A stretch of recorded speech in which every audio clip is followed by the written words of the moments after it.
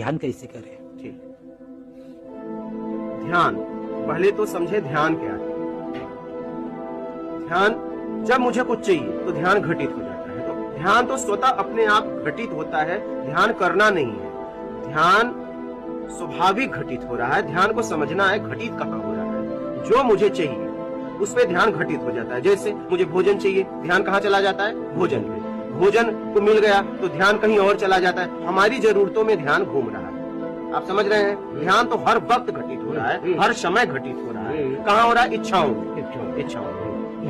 ठीक है, तो अब आप चाहते हैं कि परम ध्यान जो है आपको घटित हो, जो आपको प्रसन्नता दे। तो निर्विकार होने के लिए आप धारणा बनाइए। पहले आपको धारणा करनी पड़ेगी। चाहिए में ध्यान घटित होता है। तो आप देखिए, जो आपको चाहिए धारणा बनती है, ध्यान घटित हो जाता है। धारणा, ध्यान, समाधि, तुम ब्रह्म।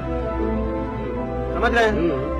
तो आप जो है निर्विकार होने के लिए धारणा बनाइए कि मैं छल कपट चोरी बेईमानी चापलूसी मकारी धोखा पाखंड से कैसे मुक्त हो जाऊं। जब इसके लिए आप पक्की धारणा बनाएंगे तो ध्यान उस पर घटित होगा और अपने आप धारणा, ध्यान, समाधि, तुम ब्रह्म अपने मैं तक पहुंच जाओगे।